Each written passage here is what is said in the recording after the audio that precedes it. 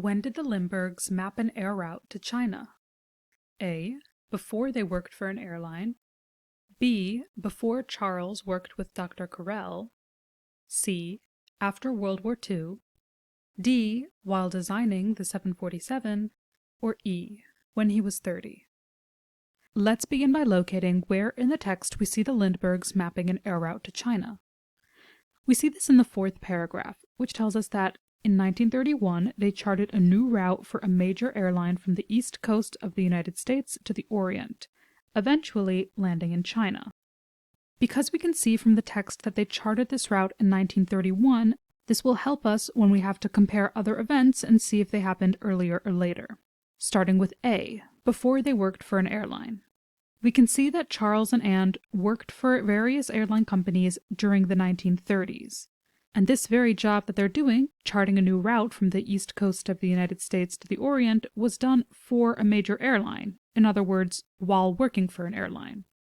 Because the text tells us they were working for an airline while charting this route, it doesn't make sense to say they did this before working for an airline. This can be marked as incorrect. B. Before Charles worked with Dr. Carrel.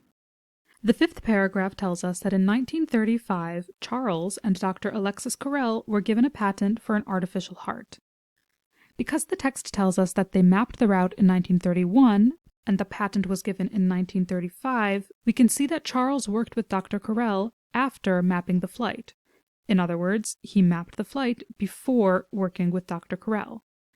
Based on the facts of the article, it seems that this is our answer. If we would like to be cautious, we can go on and check out the other choices. C. After World War II. The text, again, tells us that the Lindberghs mapped the route in 1931, and as World War II is 1940 to 45, roughly, we can see that the Lindberghs mapped the air route before World War II, and this can be marked as incorrect. D. While designing the 747. The text tells us that in the 1950s, Lindbergh helped design the famous 747 jet airliner. As we've seen, the Lindberghs mapped the air route in 1931, and as he only helped to design the 747 in the 1950s, we can see that these two events did not happen at the same time, which is what the word while is suggesting. This can be marked as incorrect. And E, when he was 30. The first paragraph tells us that Lindbergh was 25 years old in the year 1927, meaning he would have been 30 in the year 1932.